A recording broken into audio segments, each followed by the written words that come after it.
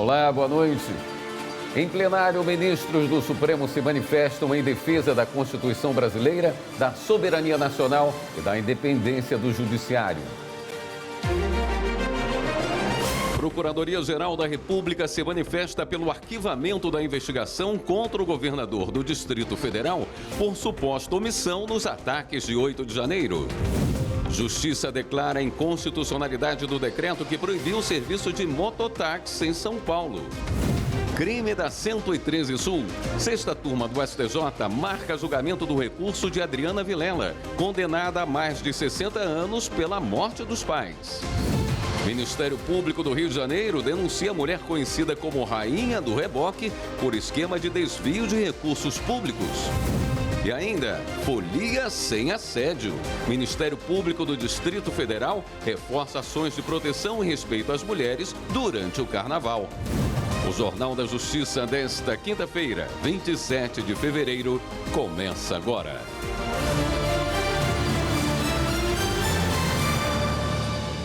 A Justiça de São Paulo, capital, invalidou o decreto que proibia o mototáxi na cidade. O juiz afirmou que o município não pode suspender um serviço já autorizado e regulamentado por lei federal. A repórter Viviane Novaes traz as informações. A capital paulista vive uma polêmica em torno da operação de serviços de mototáxi por aplicativos como 99 e Uber. Em 2023, a Prefeitura editou o Decreto 62.144, que suspende temporariamente o uso de motocicletas para transporte individual remunerado de passageiros por meio de aplicativos. A justificativa é o aumento de acidentes envolvendo motos. Mesmo com a proibição, a 99 lançou o serviço 99 Moto no mês passado, em áreas onde o transporte público é menos presente. A empresa alega que o serviço tem respaldo numa lei federal que regulamenta o transporte remunerado privado individual de passageiros. Hoje, o juiz da 8ª Vara da Fazenda Pública, Josué Pimentel, invalidou o decreto municipal. Segundo o magistrado, a norma tem a mesma função da lei declarada inconstitucional, na medida em que tem, como única disposição, suspender a utilização de motocicletas para a prestação do serviço de transporte individual remunerado de passageiros por meio de aplicativos. O juiz ainda afirmou: aos municípios é dada a competência para regulamentar o tema, nos termos da lei que institui as diretrizes da Política Nacional de Mobilidade Urbana. Ocorre que o decreto, diz o juiz, não cuida de regulamentar a atividade, senão de sumariamente proibi-la. O juiz também ponderou que há decisões do Supremo Tribunal Federal. Segundo Josué Pimentel, ao julgar leis semelhantes de outras cidades, a Corte também decidiu que os municípios não podem proibir o transporte de passageiros por moto, porque é liberado por lei federal. A 99 disse que a decisão abre caminho para a retomada do serviço de moto-app na capital paulista. A ciclovia Tim Maia, que liga a Barra da Tijuca, na zona oeste do Rio de Janeiro, à zona sul da cidade, foi reaberta hoje após decisão da Justiça Federal. O trajeto estava interditado há quase 5 anos. Inaugurada em 2016, ela enfrentou vários problemas de estrutura, incluindo 2 desabamentos. Naquele mesmo ano, 2 pessoas morreram após a queda de um trecho da obra. Em 2019, outro desabamento foi provocado pelas fortes ressacas e, desde então, a obra estava interditada por decisão da Justiça do Estado. O caso depois passou para a Justiça Federal e agora o juiz da 19ª Vara Federal do Rio aceitou o argumento da Prefeitura de que concluiu as obras de reconstrução com todas as normas técnicas exigíveis. A obra custou mais de 17 milhões de reais. Além disso, foi estabelecido um protocolo determinando que a ciclovia seja interditada temporariamente sempre que houver previsão de ressaca e ondas fortes. A terceira turma do STJ reconheceu a legitimidade da Federação dos Pescadores do Estado do Rio de Janeiro para mover uma ação indenizatória contra a Chevron Brasil referente aos danos causados por vazamento de óleo na Bacia de Campos. Samanta Peçanha. Com a decisão, os ministros da turma confirmam que a FEPERJ tem o direito de defender os pescadores sem precisar de autorização individual dos trabalhadores no que se refere aos danos ambientais causados pelos vazamentos. A Chevron, uma empresa de exploração petrolífera, contestou a legitimidade da FEPERJ, alegando que a federação não poderia atuar sem autorização expressa dos pescadores. O Tribunal de Justiça do Rio de Janeiro rejeitou essa alegação, considerando que a defesa de direitos individuais homogêneos dispensa autorização. A Chevron recorreu aqui ao STJ, argumentando que a FEPERJ não seria um sindicato e, portanto, não poderia representar diretamente os profissionais da pesca. O relator do recurso especial, ministro Ricardo Vilas Boas Cueva, ressaltou que a jurisprudência do STJ reconhece a legitimidade de sindicatos para defender direitos individuais homogêneos da categoria sem necessidade de autorização expressa ou filiação, inclusive em casos socialmente relevantes. Sobre a substituição processual, o ministro destacou que a Lei 11.699 de 2008 autoriza colônias, federações estaduais e a Confederação Nacional dos Pescadores a defender judicial e administrativamente os direitos da categoria. Assim, ao negar provimento ao recurso da Chevron, o STJ confirmou a legitimidade ativa da FEPERJ para representar os pescadores afetados pelos vazamentos de óleo na Bacia de Campos. E o Superior Tribunal de Justiça decidiu que o IBAMA pode e deve fiscalizar a edificação por risco ambiental, mesmo que a licença seja competência de outro órgão público. Repórter Jáfer Araújo. As áreas de preservação permanente foram instituídas com o Código Florestal sancionado em 2012. Esse especialista explica o que caracteriza essas regiões e qual o impacto de não serem preservadas. São importantes para proteção de nascentes, proteção de riachos, de encostas, manutenção da biodiversidade, das espécies de animais nativos e de plantas. Então, essas áreas devem ser mantidas em função da sua contribuição para esse processo. O impacto ele pode ser local, mas a gente deve considerar também o impacto somado de várias ocupações que acontecem. Então, o que pode acontecer, por exemplo, pode ameaçar uma área de ter um aumento de deslizamento, pode assorear córregos, pode comprometer nascentes, pode prejudicar espécies que são ameaçadas de extinção. Foi justamente um caso envolvendo construção em área permanente que chegou à primeira turma do Superior Tribunal de Justiça. No caso julgado, o Sindicato dos Fiscais Tributários de Mato Grosso do Sul foi multado pelo IBAMA, o Instituto Brasileiro do Meio Ambiente, por ter feito uma construção em área de preservação permanente sem autorização ambiental.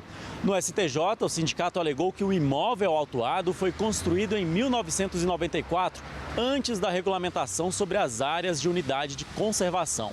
Além disso, informou que o local teve o alvará de funcionamento expedido por autoridade competente em 1997. Mas a primeira turma do STJ decidiu que o IBAMA pode e deve fiscalizar qualquer atividade que represente risco ambiental, ainda que a competência para o licenciamento seja de outro órgão público. O relator do caso no STJ, ministro Sérgio Cuquina, citou que a legislação considera que a competência para licenciar não se confunde com a de fiscalizar. Ele ressaltou que o STF estabeleceu que um órgão ambiental federal pode atuar supletivamente se houver omissão ou insuficiência fiscalizatória. O ministro relator ainda ponderou que a súmula 613 do STJ se aplica ao caso. O entendimento consolidado determina que não há direito adquirido quanto à manutenção de situação que gere prejuízo ao meio ambiente. Um pescador foi condenado por dano ambiental no Rio de Janeiro depois de uma ação proposta pelo Ministério Público Federal. As informações com Márcio Fontinelli. A Justiça condenou um homem a perder a licença e a permissão de pesca, além do pagamento de multa no valor de R$50 mil por danos ambientais graves na Baía de Sepetiba, no Rio de Janeiro. Em uma ação proposta junto com o IBAMA, o Ministério Público Federal comprovou que o pescador estava atuando de forma irresponsável em área de proteção ambiental. A Baía de Sepetiba é o maior habitat de boto cinza, espécie ameaçada de extinção. A Justiça Federal determinou a obrigatoriedade de contribuição ao SESC por empresas de comunicação e publicidade. Repórter Fátima Uchoa.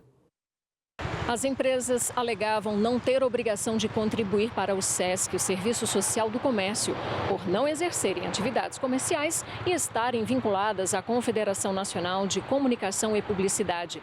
A sentença reconheceu a isenção e determinou a devolução dos valores pagos com correção pela taxa Selic. Só que no TRF1, o entendimento foi diferente. Para a 13ª turma, as empresas exercem atividades comerciais e, portanto, deveriam recolher a contribuição ao SESC.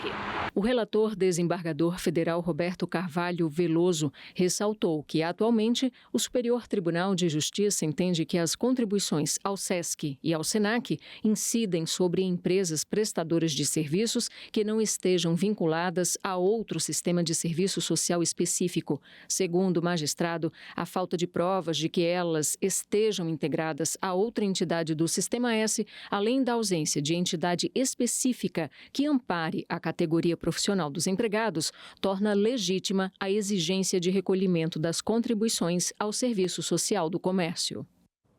Crime da 113 Sul. 6ª turma do STJ marca julgamento do recurso de Adriana Vilela, condenada a mais de 60 anos pela morte dos pais. E o Ministério Público do Rio de Janeiro denuncia a mulher conhecida como Rainha do Reboque por esquema de desvio de recursos públicos. Assunto para o próximo bloco.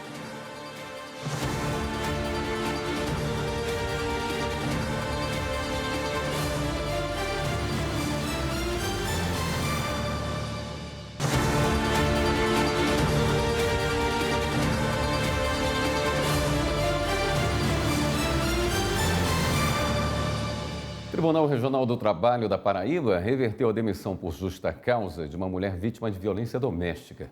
Ela havia sido dispensada sob a alegação de abandono de emprego. Evne Araújo tem as informações. Segundo o processo, a mulher trabalhava em um hospital do Distrito Federal há mais de 10 anos. Porém, em 2023, não retornou das férias. Em contato com a empregadora, ela disse ter sido vítima de violência doméstica e que, por causa das ameaças sofridas, precisou mudar de cidade. Devido ao risco de vida em que se encontrava, a profissional não pôde retornar ao trabalho por um período de tempo maior do que o afastamento de 15 dias concedido pela Justiça Comum. Em decorrência disso, a empresa a demitiu, alegando justa causa por abandono de emprego. A mulher entrou com ação na Justiça Trabalhista pedindo a reversão da justa causa. Ao analisar o caso, o Tribunal Regional do Trabalho da 13ª Região na Paraíba manteve a decisão de primeiro grau que aceitou o pedido. Para o TRT, não há elementos suficientes para caracterizar o abandono de emprego. O regional explicou que, para essa caracterização, devem estar presentes 2 elementos: o real afastamento do serviço e a intenção do trabalhador de romper o vínculo empregatício. Dessa forma, ao avaliar o caso, o tribunal considerou que a mulher não tinha condições de retornar ao Distrito Federal e, consequentemente, ao local de trabalho, sem arriscar a própria vida. Ainda cabe recurso da decisão. A Justiça do Trabalho determinou que um homem seja indenizado após desenvolver uma doença autoimune. Na ação, o trabalhador afirma que adquiriu alopécia, que causa a queda dos cabelos, após sofrer assédio moral por quase 3 anos. Repórter Bruno Silveira. A decisão da 10ª turma do Tribunal Regional do Trabalho da 2ª Região determinou que a empresa indenize o ex-funcionário por danos morais e pela doença ocupacional que ele acabou adquirindo pela pressão que sofreu no ambiente de trabalho. No processo, o homem que exercia a função de operador regional diz que passou por diversas situações de assédio moral, com gritos, xingamentos e ameaças de demissão caso não cumprisse as metas da empresa. Segundo o ex-funcionário, o excesso de cobranças acontecia também por e-mail e em mensagens no grupo de WhatsApp. O homem afirmou nos autos que chegou a fazer denúncias dos assédios no canal disponibilizado pela empresa, mas não obteve retorno. No processo, o operador incluiu o laudo de um perito que afirma que a alopécia não é uma doença ocupacional. Contudo, o fator ocupacional pode agravar o quadro previamente diagnosticado e que o estresse causa o transtorno psicológico, ratificando suas conclusões.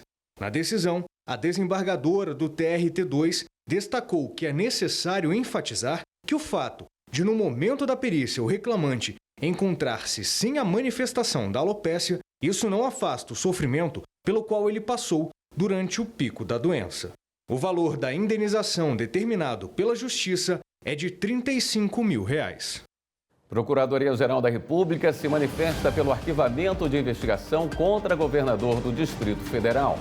Força Integrada de Combate ao Crime Organizado faz operação para prender criminosos que usam os Correios para o envio de drogas. E o Ministério Público do Rio de Janeiro denuncia a mulher conhecida como Rainha do Reboque por esquema de desvio de recursos públicos. Confira os destaques.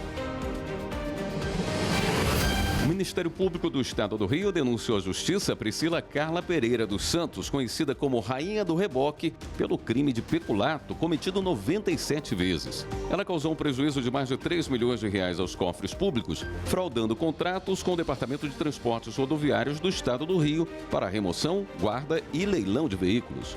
A Justiça determinou o sequestro e o bloqueio de bens, contas bancárias e investimentos da empresa e da administradora e proibiu novos contratos com o poder público. No Espírito Santo, a Força Integrada de Combate ao Crime Organizado e policiais militares fizeram uma operação contra criminosos suspeitos de enviar e receber drogas pelos Correios e aliciar crianças para o crime. Um dos alvos é suspeito de homicídio e tentativa de homicídio e promovia ações violentas para retomar pontos de vendas de drogas em Vitória. Já a Polícia Federal fez operação contra o contrabando e venda de cigarros eletrônicos. 2 homens foram presos e a mercadoria apreendida. A Agência Nacional de Vigilância Sanitária proíbe a importação, comercialização, distribuição, armazenamento, transporte e a propaganda de dispositivos eletrônicos, conhecido como vapes. A Procuradoria-Geral da República se manifestou favorável ao arquivamento da investigação contra o governador do Distrito Federal, Ibanez Rocha, por omissão dos atos de 8 de janeiro, quando as sedes dos 3 poderes foram atacadas. A PGR pontuou que os investigadores concluíram que não havia atos de Ibanez no sentido de mudar planejamento, desfazer ordens de autoridades de segurança e omitir informações a autoridades superiores do governo federal. A manifestação vai ser analisada pelo ministro do Supremo Tribunal Federal, Alexandre de Moraes, relator do caso no STF. Em Porto Alegre, integrantes do Conselho Nacional de Política Criminal começaram a fazer uma série de inspeções nos presídios do estado. A atividade iniciou com a visita à nova cadeia pública, antigo Presídio Central, que foi considerado o pior do Brasil antes de seu fechamento. Hoje, no Rio Grande do Sul, são ao todo 41.809 pessoas privadas de liberdade e 10.599 em monitoramento eletrônico. Com um investimento de mais de 130 milhões de reais, o novo estabelecimento foi remodelado para ter 1.884 vagas, com melhores condições de trabalho para os servidores e de cumprimento de pena para os presos. A gente está aqui exatamente para ver qual é o estágio do cumprimento das determinações da Corte Interamericana de Direitos Humanos. Os membros do Conselho, de autoridades e entidades ligadas ao sistema carcerário do Estado, visitaram as novas instalações, com 9 módulos, áreas amplas no pátio e refeitório. E aqui de cima que é operada a abertura e o fechamento das portas. Que vamos entrar nessa cela, podemos ver que quando o preso vem para a cadeia, ele recebe um kit como esse. São 8 presos em cada cela. Eles puderam observar as melhorias no novo espaço, entraram nas celas por alguns minutos e puderam dar sugestões que podem ser implementadas até o retorno da utilização por novos apenados no segundo semestre de 2025. Após a visita à cadeia pública, todo o grupo se direcionou ainda para a PEPOA, a penitenciária de Porto Alegre, para conhecer como está a situação dos servidores, a estrutura e a situação das pessoas privadas de liberdade. Eles puderam conversar com os presos, ouvir as demandas e avaliar quais melhorias podem ser implementadas. Aprimorar a forma de escrever sentenças e minutas.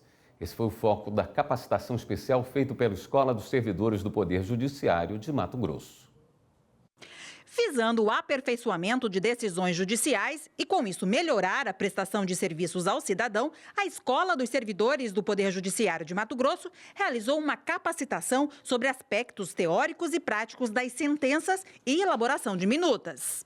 O viés é prático, não apenas teórico. Então, nós vamos trabalhar primeiro toda a teoria, trazendo aqui as especificidades do Código de Processo Civil, a lei dos juizados especiais, porque nós temos também aqui elaboradores de sentença, juízes leigos que trabalham no juizado especial, e fazer, no nosso último encontro, um trabalho bem prático ali, trocando as nossas experiências, para aprimorar ali a prestação jurisdicional.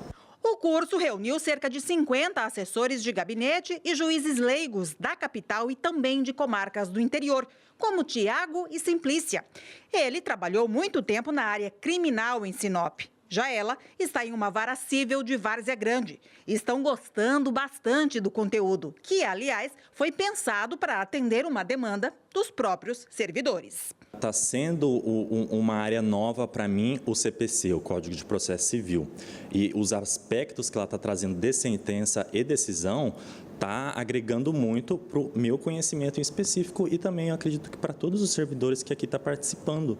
Né, ali na ajuda de elaboração de sentença, de decisão. Auxilia também nessa agilidade, né? Porque por mais que eu já esteja há algum tempo, né, às vezes a gente pega alguns macetes, alguns costumes, e esses cursos de atualizações nos possibilitam isso justamente, né? Será que eu precisaria agir assim? Será que dá para me ser mais ágil? Será que dá para me aplicar tal entendimento, né? E garantir assim que o processo, né, seja mais prático, né, para nós, para o magistrado, para as partes, para todos. A seguir, em plenário, ministros do Supremo se manifestam em defesa da Constituição, da soberania nacional e da independência do Judiciário. E a gente fala sobre o julgamento da ação que questiona a pena mais severa para crime contra a honra de servidor público. Voltamos em instantes.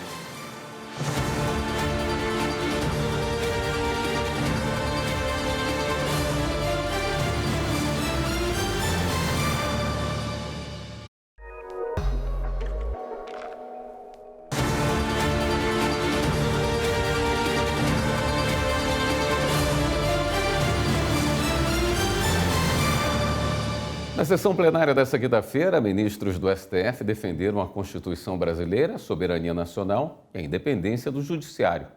O presidente do Supremo, o ministro Luiz Roberto Barroso, disse que o STF continuará a cumprir o seu papel de guardião da Constituição Federal e da democracia. Nós bem sabemos o que tivemos que passar para evitar o colapso das instituições e um golpe de Estado aqui no Brasil. A tentativa de fazer prevalecer a narrativa dos que apoiaram o golpe fracassado não haverá de prevalecer entre as pessoas verdadeiramente de bem e democratas.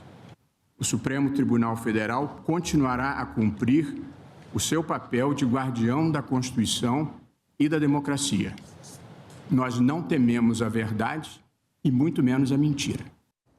O ministro Alexandre de Moraes também se manifestou. Ele lembrou a importância da data de hoje, os 73 anos da primeira reunião da ONU em sede própria, e afirmou que todos os países da organização mantêm os mesmos ideários daquela época.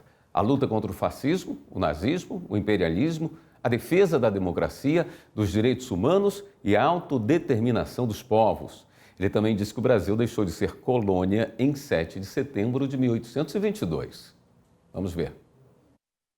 Nesses 73 anos de inauguração da sede oficial da ONU, é importante que todos nós reafirmemos nossos compromissos com a defesa da democracia, dos direitos humanos, da igualdade entre as nações e nosso juramento integral de defesa da Constituição brasileira e pela soberania do Brasil, pela independência do Poder Judiciário e pela cidadania de todos os brasileiros e brasileiras, pois deixamos de ser colônia em 7 de setembro de 1822 e, com coragem, estamos construindo uma república independente e cada vez melhor, uma república independente e democrática com a Constituição de 1988.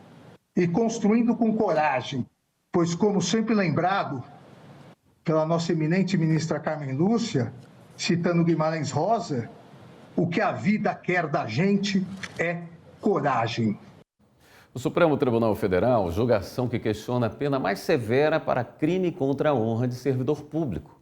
Hoje, os ministros ouviram as sustentações orais dos envolvidos no caso. São considerados crimes contra a honra a calúnia, a injúria e a difamação. O Partido Progressistas, autor da ação, questiona dispositivo do Código Penal que define que as penalidades aumentem em 1/3 caso o crime seja cometido contra funcionário público em razão de suas funções ou contra os presidentes do Senado Federal, da Câmara dos Deputados ou do Supremo Tribunal Federal. O advogado do partido alega que o dispositivo seria inconstitucional porque confere proteção excessiva à honra de agentes públicos em comparação aos demais. Também citou que a Corte Interamericana de Direitos tem defendido a liberdade de expressão quando envolve figuras públicas. Se tivesse que haver uma norma penal em acréscimo aos tipos, deveria ser uma norma penal de redução e não de majoração das penas com a vênia dos entendimentos contrários. E isso vem ao encontro do pensamento da Corte Interamericana de Direitos Humanos, que sempre que confrontada com situações em que o servidor público e o jornalista, ou o crítico, ou o adversário político, trazem um ataque, eventualmente feroz e até mesmo ilícito, entendem que a legislação deve ser flexibilizada, deve ceder às necessidades da democracia, do debate público e do controle, né? Do controle pelos cidadãos.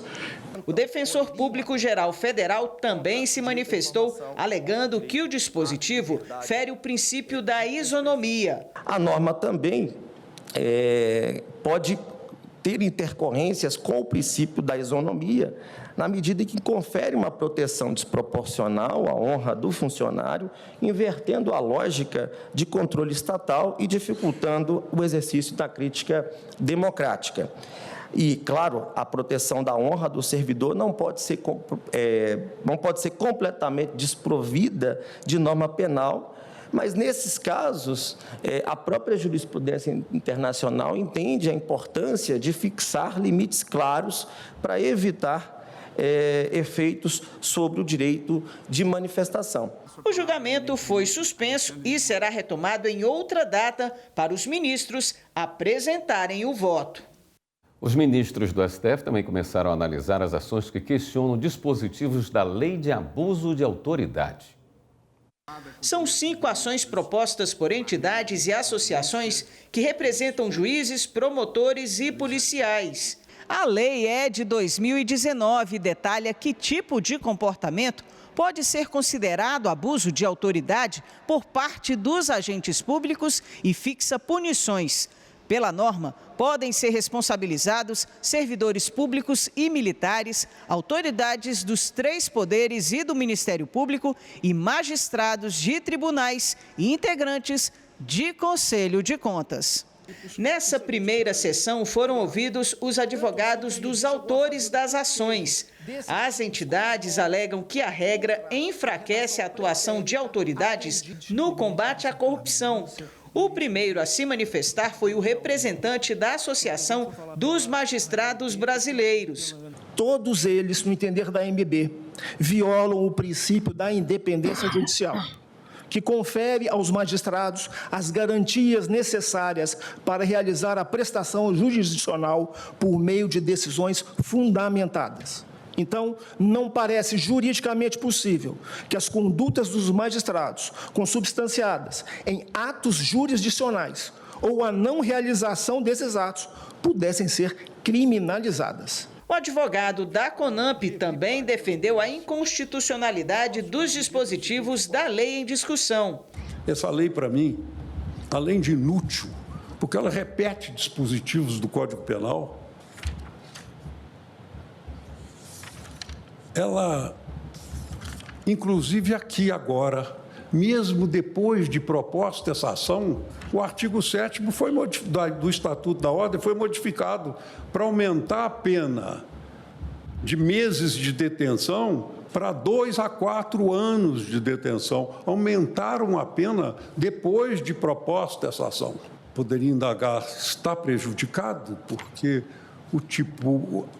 o crime, além da pena, além do tipo penal, tem também a pena necessariamente. Afinal de contas, a definição é essa. Não há crime sem lei anterior que defina, nem sem prévia combinação legal. A advogada da Associação dos Juízes Federais também se posicionou contra os artigos da lei. O que está se discutindo aqui hoje é uma questão decisiva. É a força do Poder Judiciário, a manutenção da força do Judiciário em sua tutela jurisdicional ou o seu enfraquecimento. É a manutenção da coragem e da força da magistratura para defender os direitos fundamentais, para defender a democracia ou aceitar a tentativa de se utilizar do poder coercitivo estatal para intimidar juízes no exercício da sua jurisdição e os deixá-lo à mercê dos caprichos de uma parte que discordou de seu posicionamento. O julgamento foi suspenso depois das sustentações orais e será retomado em uma outra data ainda a ser definida. O Supremo Tribunal Federal marcou para começar amanhã, 28 de fevereiro, a votação em plenário virtual da decisão do ministro Flávio Dino sobre transparência nas emendas parlamentares. Nessa quarta-feira, Dino homologou o plano do Congresso Nacional para aumentar o controle sobre esses repasses e liberou o pagamento, com exceções, desde que as regras de transparência sejam seguidas. O STF exigiu medidas para garantir maior fiscalização, principalmente nas chamadas emendas de relator, conhecidas como orçamento secreto, que foram consideradas inconstitucionais em 2022. A decisão do ministro já está valendo, mas precisa ser confirmada pelo plenário. Por isso, Flávio Dino pediu uma sessão virtual extraordinária para acelerar a análise em razão da excepcional urgência do caso. Veja a seguir. STF rejeita 2 recursos do Ministério Público do Rio de Janeiro relacionados ao caso das rachadinhas. E começa a segunda fase da Operação Litoral do Poder Judiciário no Paraná. Os detalhes já já.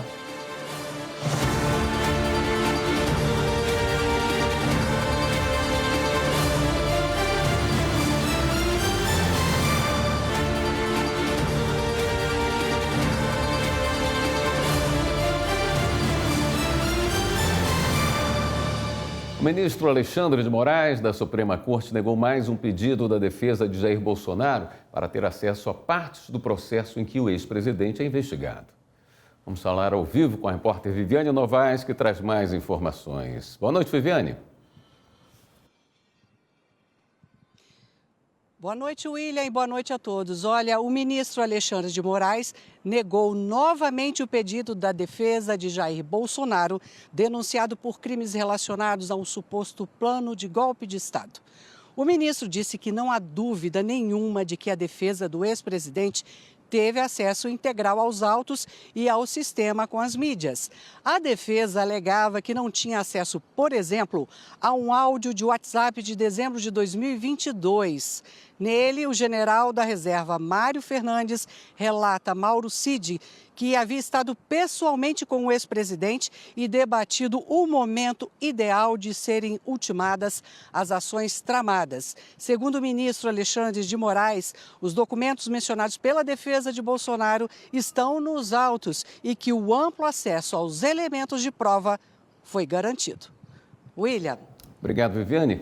E o STF rejeitou 2 recursos do Ministério Público do Rio de Janeiro relacionados ao caso das rachadinhas. O primeiro argumentava que a decisão do Tribunal de Justiça do Rio, que determinou o arquivamento da ação, violou regras do Código de Processo Penal. O relator no STF, ministro Gilmar Mendes, afirmou que, como não se trata de questão relacionada à Constituição Federal, não é um tema para o Supremo. Já no segundo recurso, o MP questionou o foro competente para processar o caso das rachadinhas. O Tribunal de Justiça reconheceu a competência do órgão especial da Corte, mas o ministro Gilmar Mendes lembrou que o Ministério Público perdeu o prazo para contestar essa decisão e, portanto, o recurso tenta rediscutir uma matéria que já transitou em julgado, ou seja, já foi concluída. O Jus.br, plataforma unificada para os serviços da Justiça brasileira, tem como objetivo tornar os processos mais acessíveis, rápidos e seguros. Mas como funciona essa novidade na prática? Repórter Samanta Peçanha traz os detalhes.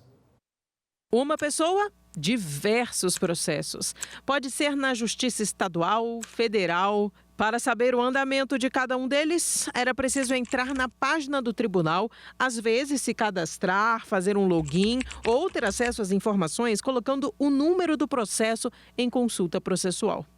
Bem, era preciso, porque agora, só com o login do gov.br, é possível acessar todos os processos em um só lugar, no jus.br. O Oberdan Costa, advogado criminalista, tem 30 processos espalhados pelo Brasil. Para ele é bem trabalhoso ter que ir na página de cada tribunal. Mas agora, com o jus.br, tudo vai ser mais fácil. Vai ser mais fácil saber os processos legais que influenciam sua vida a partir do seu CPF, em que lugares eles estão. Vai facilitar, por exemplo, que você descubra talvez fraudadores que usaram seus dados para abrirem contas ou entrarem em processos em outros estados da federação. Então vai ser um ganho não só para a defesa, para a advocacia, como também provavelmente para a acusação e para o cidadão. Para começar, acesse o site www.jus.br. Em seguida, clique em Entrar com gov.br. Se você já tem uma conta, basta fazer login. Caso contrário, é possível criar uma conta gratuita. Após logar, você terá acesso à interface principal, onde vai navegar pelos serviços disponíveis. O exemplo que dei sobre a consulta de processos, você acessa em Consultar Processos. Ao selecionar o ícone, é só escolher por qual forma pretende consultar e todas as ações que envolvam, por exemplo, o CPF ou a AB inserida, vão aparecer logo abaixo. O Superior Tribunal de Justiça já disponibilizou diversos serviços na plataforma criada pelo CNJ em parceria com o Programa das Nações Unidas para o Desenvolvimento, o PNUD. Se você é advogado, tem algum processo em tramitação no STJ, além de consultar o andamento dele no jus.br, você também pode enviar petições em processos que já estão na casa, consultar o Diário de Justiça Eletrônico Nacional e receber comunicações processuais, como citação e intimação. A Secretaria de Processamento de Feitos do Superior Tribunal de Justiça tem tudo a ver com o jus.br. Afinal, o setor é o responsável pelas informações sobre o STJ que vão ser adicionadas à plataforma. Para o Rubens Rios, essa iniciativa representa um grande avanço. Nem todos os tribunais do país, sejam eles estaduais ou federais, como os tribunais regionais federais, os tribunais superiores, por exemplo, nem todos eles estão no mesmo estágio de desenvolvimento, por exemplo, do processo eletrônico. A ideia é você pegar tudo isso e colocar num lugar só, para que a gente vamos dizer, comece a igualar o serviço judiciário que é prestado ao cidadão brasileiro e ele tenha um nível mínimo de qualidade e ele tenha praticidade também. O Tribunal de Justiça do Rio Grande do Sul se prepara para receber um evento que vai além de um simples encontro. É uma oportunidade de transformar vidas por meio da adoção. Quem explica é a repórter Paloma Marcon. Uma tarde lúdica, diferente dos dias nos abrigos, cheia de emoção, brincadeiras e atividades divertidas que proporcionam a interação entre os participantes. Assim é o Dia do Encontro, realizado pela Coordenadoria da Infância e Juventude do TJRS, com o objetivo de flexibilizar o perfil desejado, incentivando a adoção tardia e de difícil colocação. Se você está cadastrado no Sistema Nacional de Adoção e Acolhimento, fique atento. Estão abertas as inscrições para o 7º Dia do Encontro, que será realizado no dia 24 de maio, da 1h às 5 da tarde, em Porto Alegre. Assegurar o direito de toda criança e adolescente ter uma família, assegurar o direito fundamental à convivência familiar e comunitária. E é um dia muito especial para nós, né? Organizado com todo carinho, um dia lúdico, num espaço seguro, com toda uma organização por parte da Coordenadoria da Infância e Juventude e da Corregedoria. As vagas são limitadas e as inscrições podem ser feitas de 5 a 31 de março de 2025. Os interessados devem preencher o formulário disponível no QR Code, que estará acessível apenas durante o período de inscrição.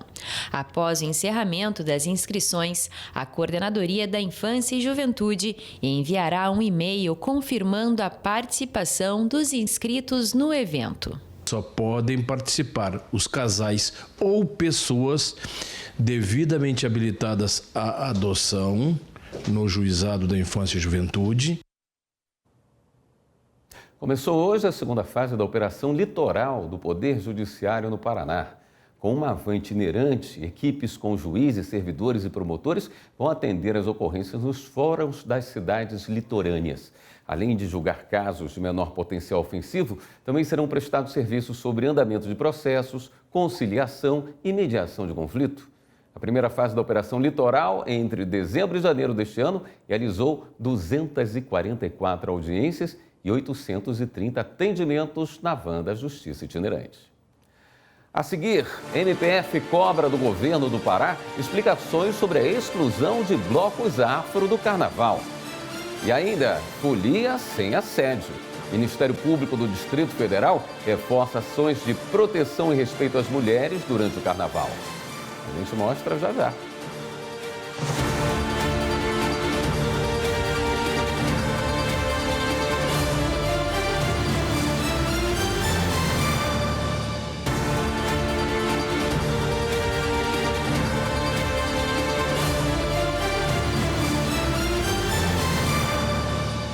O Superior Tribunal de Justiça marca julgamento do caso que ficou conhecido como crime da 113 Sul. A repórter Samanta Peçanha traz as informações. No próximo dia 11 de março, a sexta turma do Superior Tribunal de Justiça vai julgar o recurso especial da arquiteta Adriana Vilela, condenada a 61 anos e 3 meses de prisão pelo assassinato da mãe e do pai, o ex-ministro do Tribunal Superior Eleitoral, José Guilherme Vilela, além da funcionária da família. No mesmo julgamento, será analisado o pedido de prisão imediata da ré feito pelo Ministério Público. O caso, ocorrido em 2009, ficou conhecido como crime da 113 Sul e teve grande repercussão. Adriana Vilela foi levada a júri popular em 2019 e, apesar da condenação, os advogados da arquiteta alegam que houve cerceamento de defesa e que a decisão do júri contrariou as provas do processo. Já o Ministério Público argumenta que não há fundamentos para anulação do julgamento e defende o início imediato da execução da pena. O relator do caso é o ministro Rogério Schetti Cruz. A sessão vai ser transmitida ao vivo pelo canal do STJ no YouTube a partir das 14h. O Ministério Público Federal cobrou da Secretaria de Cultura de Belém, no Pará, explicações sobre exclusão de blocos afros do Carnaval. Márcio Fontinelli. A Secretaria de Cultura de Belém, no Pará, tem um prazo de 24 horas para apresentar ao Ministério Público Federal os motivos da retirada dos blocos afros da programação oficial do Carnaval deste ano. O MPF recebeu a denúncia da comunidade afro-brasileira que considerou a medida racismo estrutural. As organizações sociais pedem a volta dos blocos na abertura dos desfiles das escolas de samba e o apoio à realização do circuito antirracista Mãe Raimundinha da Cocada.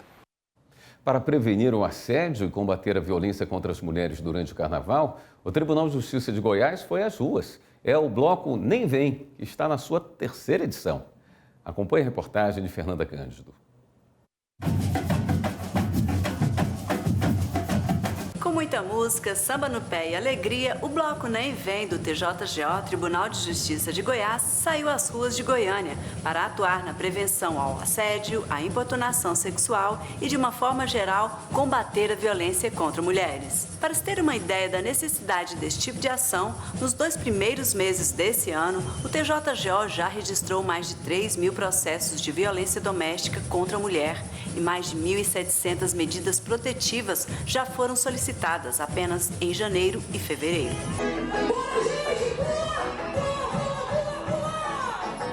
A campanha Nem Vem é desenvolvida pela Coordenadoria Estadual da Mulher em Situação de Violência Doméstica e Familiar do Poder Judiciário de Goiás. O presidente do TJGO, desembargador Leandro Crispim, participou do evento com demais magistrados e magistradas, além de servidores e servidoras e foliões da capital, que atenderam ao chamado do Judiciário em defesa de um carnaval com mais respeito. Respeito é bom e cabe em qualquer lugar. Nem vem, nem vem, nem vem. E o Ministério Público do Distrito Federal vai intensificar a atuação no Carnaval deste ano com uma campanha para evitar o assédio e a importunação sexual. A repórter Viviane Novaes conta pra gente. Em 3 locais da Folia do Carnaval de Brasília vão ser distribuídos materiais informativos como botons, leques, adesivos e máscaras com mensagens de combate ao assédio como essas. Pedir para parar, parou. Você disse não, mas a pessoa acha que o carnaval pode tudo. A campanha também já está sendo divulgada nas redes sociais do Ministério Público. Representantes do MP vão fiscalizar os eventos na cidade ao longo de todo o carnaval. Além de passar por locais onde terão blocos e festas, também serão feitas visitas aos centros de operação da segurança pública para acompanhar os trabalhos e os registros de ocorrências. Durante os dias de folia, a ouvidoria das mulheres do MP vai estar de plantão. Os foliões poderão contar com o apoio das equipes de segurança dos blocos e locais da folia e da Polícia Militar. Para o caso de registros de ocorrências, as vítimas devem procurar a delegacia mais próxima. O procurador distrital dos direitos do cidadão, Eduardo Sabo, diz que o Ministério Público vai estar nas ruas. Teremos nossos promotores, nossas promotoras, acompanhando esses blocos, bloquinhos, essas estações do carnaval. Contem conosco, em qualquer situação. Avise, denuncie, nos comunique. Todos os órgãos estão integrados para que nós tenhamos um carnaval de harmonia, de respeito e de muita alegria. Esta edição do Jornal da Justiça fica por aqui. Uma boa noite, até amanhã.